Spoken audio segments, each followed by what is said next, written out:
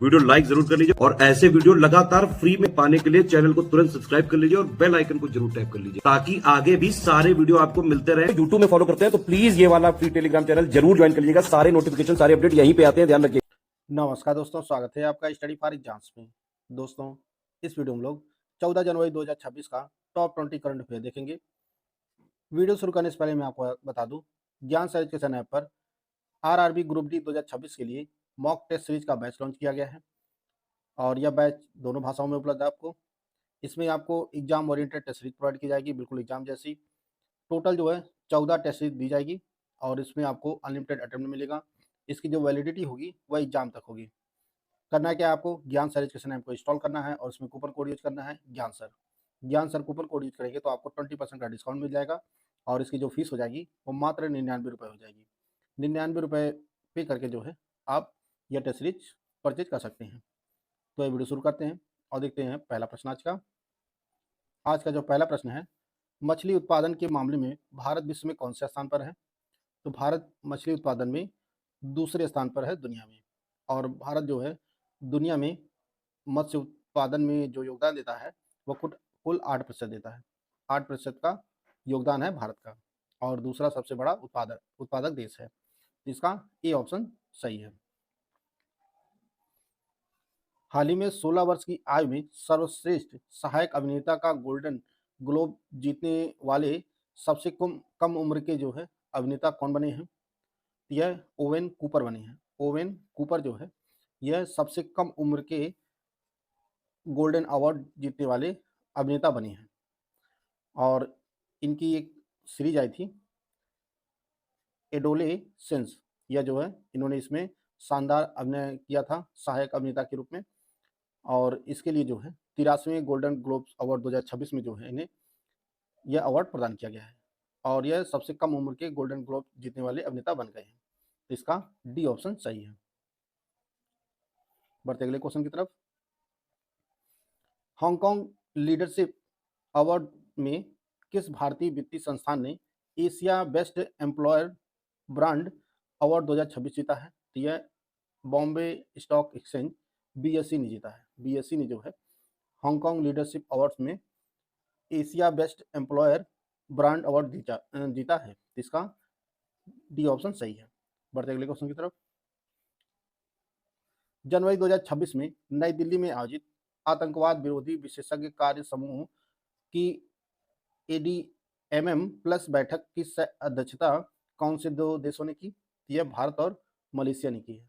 भारत और मलेशिया ने जो है सह अध्यक्षता की है। तो इसका ए ऑप्शन सही है।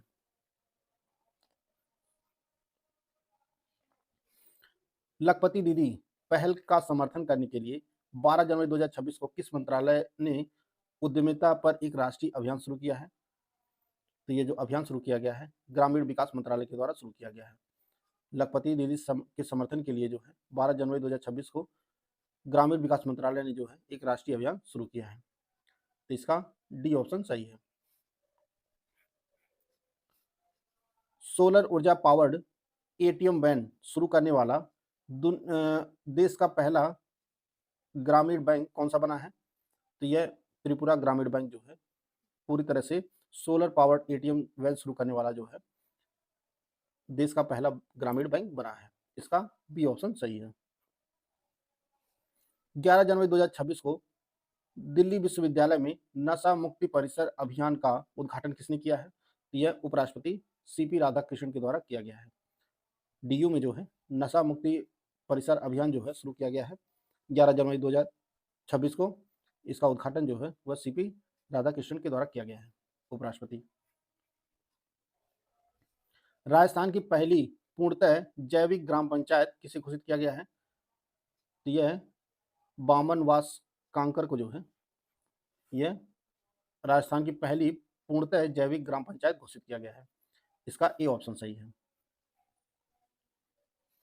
हाल ही में किस देश ने बड़े कूटनीतिक कदम के तहत जो है संयुक्त राष्ट्र की 7 एजेंसियों और संबद्ध निकायों से तत्काल बाहर निकलने की घोषणा किया है? तो यह इजराइल ने किया है। इजराइल जो है यूएन की 7 एजेंसियों के साथ जो है अपने संबंध जो है तोड़ दिया है। तत्काल प्रभाव से जनवरी 2026 में। इसका सी ऑप्शन सही है। हाल ही में जारी हेनले पासपोर्ट इंडेक्स 2026 में भारत की रैंकिंग क्या है? तो भारत की जो रैंकिंग है वह 80 है। जनवरी 2026 में जारी हुई है। इसमें जो रैंकिंग है भारत की वह 80 रैंकिंग है। 80th नंबर पर जो है भारत है। पहले स्थान पर सिंगापुर है लगातार दूसरे साल, और दूसरे स्थान पर जो है जापान और दक्षिण कोरिया है, दोनों संयुक्त रूप से दूसरे स्थान पर है। और तीसरे स्थान पर जो है डेनमार्क, लग्जमबर्ग, स्पेन, स्वीडन और स्विट्जरलैंड, यह इन देशों का जो समूह है यह तीसरे स्थान पर है। और भारत की जो रैंकिंग है वह 80वीं है। तो इसका ए ऑप्शन सही है।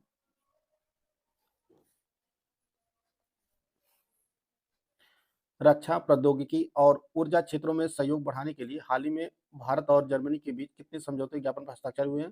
तो कुल 19 समझौते ज्ञापन पर हस्ताक्षर हुए हैं। इसका बी ऑप्शन सही है। प्रसिद्ध क्रिकेटर एलिसा हिली, जिन्होंने हाल ही में अंतर्राष्ट्रीय क्रिकेट से संन्यास की घोषणा किया है, ने किस देश का प्रतिनिधित्व किया है? तो यह जो है प्रसिद्ध ऑस्ट्रेलियाई क्रिकेटर है एलिसा हिली, और इन्होंने जो है अंतर्राष्ट्रीय क्रिकेट से संन्यास की घोषणा किया है। इसका सी ऑप्शन सही है। रिस्पॉन्सिबल नेशंस इंडेक्स, जिम्मेदार देश इंडेक्स को वर्ल्ड इंटेलेक्चुअल फाउंडेशन द्वारा किन संस्थानों के सहयोग से लॉन्च किया जा रहा है? तो इसे तैयार किया गया है JNU, IIM मुंबई और DAIC। इसका बी ऑप्शन सही है। यह जो इंडेक्स है रिस्पॉन्सिबल नेशन इंडेक्स, यह जो है भारत की तरफ से तैयार किया जा रहा है, और इसमें जो है वर्ल्ड इंटेलेक्चुअल फाउंडेशन WIF जो है JNU, IIM मुंबई और DAIC के साथ जो है सहयोग से तैयार किया जा रहा है। इसका बी ऑप्शन सही है। आंध्र प्रदेश सरकार ने हाल ही में किस जिले में दगदार्थी ग्रीनफील्ड हवाई अड्डे के विकास को मंजूरी दिया है? यह जो हवाई अड्डा बनाया जाएगा यह नेल्लोर में बनाया जाएगा। आंध्र प्रदेश के नेल्लोर में जो है दगदार्थी ग्रीनफील्ड हवाई अड्डे का निर्माण किया जाएगा। इसका डी ऑप्शन सही है। राष्ट्रीय शिक्षा नीति 2020 के तहत अपार आईडी निर्माण के प्रतिशत के मामले में हाल ही में किस राज्य ने बड़े राज्यों की श्रेणी में प्रथम स्थान हासिल किया है? तो इसका ए ऑप्शन सही है। छत्तीसगढ़ जो है पहले स्थान पर रहा अपार आईडी निर्माण में। अपार का जो फुल फॉर्म है वह automated permanent academic account registry, यह जो है इसका फुल फॉर्म है।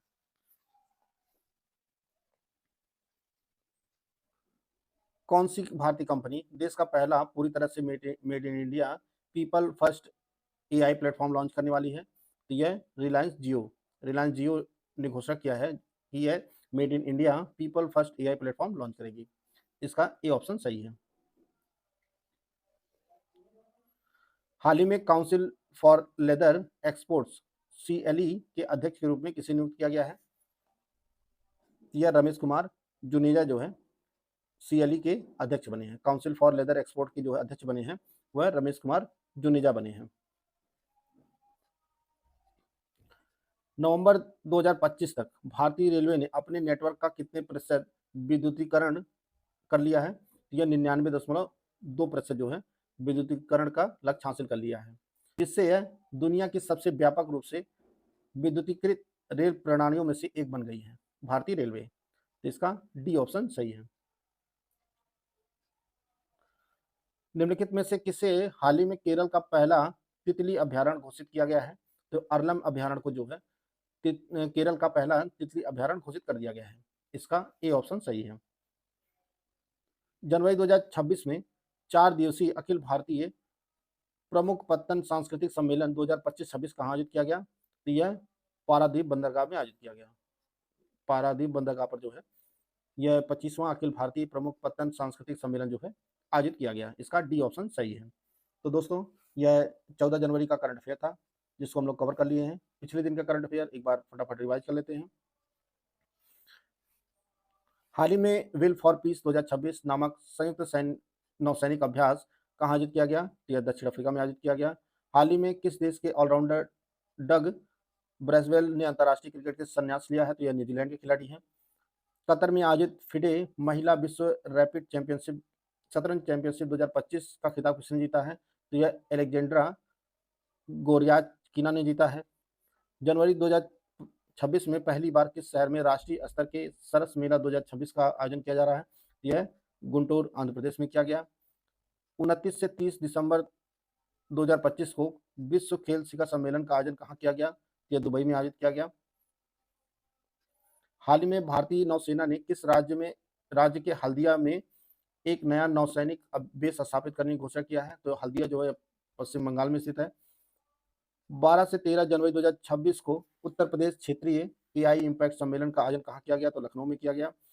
जनवरी 2026 में किस भारतीय उद्योगपति को इटली सरकार द्वारा Cavaliere dell Ordine della Stella d Italia से सम्मानित किया है? तो यह श्रीनिवास डेम्पो को किया गया है। जनवरी 2026 में मेघालय उच्च न्यायालय की पहली महिला मुख्य न्यायाधीश के रूप में किसने शपथ लिया है? तो यह न्यायमूर्ति रेवती मोइते डेरे ने लिया है।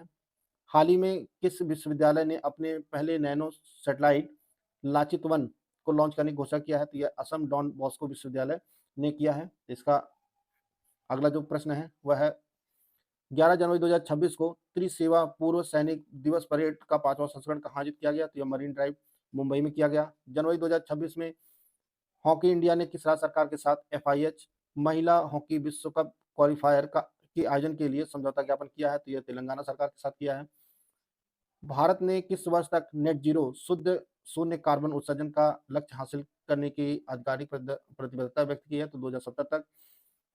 जनवरी 2025 में अमेरिका के वाशिंगटन में आयोजित G7 की महत्वपूर्ण खनिज मंत्री स्तरीय बैठक में भारत का प्रतिनिधित्व किसने किया? तो अश्विनी वैष्णव ने किया। ब्राजील ने आधिकारिक तौर पर 2026 के लिए ब्रिक्स की अध्यक्षता किस देश को सौंपा है? तो भारत को सौंपा है।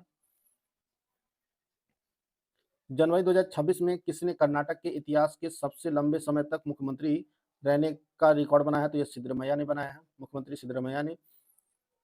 दुबई में आयोजित 1 मिलियन फॉलोअर समिट के चौथे संस्करण के दौरान किस फिल्म मेकर को $1 मिलियन का एआई अवार्ड दिया गया है? यह जॉबैर जल्सी को दिया गया है। हाल ही में जर्मनी ने भारत के किस शहर में अपना नया मानद वाणिज्य दूतावास खोलने की घोषणा किया है? तो यह अहमदाबाद में खोला जाएगा। हाल ही में किस भारतीय स्टार्टअप ने भारत का पहला लेग्ड मोबाइल मैनिपुलेटर स्कॉर्प विकसित किया है? तो यह एक्सटेरा ने किया है। 14 से 16 जनवरी 2026 को राष्ट्रमंडल के स्पीकर्स और पीठासीन अधिकारियों के 28वें सम्मेलन कहाँ आयोजित किया जाएगा? तो यह नई दिल्ली में किया जाएगा। तो दोस्तों यह महत्वपूर्ण करंट अफेयर थे जिसको हम लोग कवर कर लिए हैं। वीडियो अगर आपको अच्छा लगे तो लाइक कर सकते हैं, चैनल को सब्सक्राइब कर लीजिए। मिलते हैं नेक्स्ट वीडियो में, तब तक ले जय हिंद जय भारत।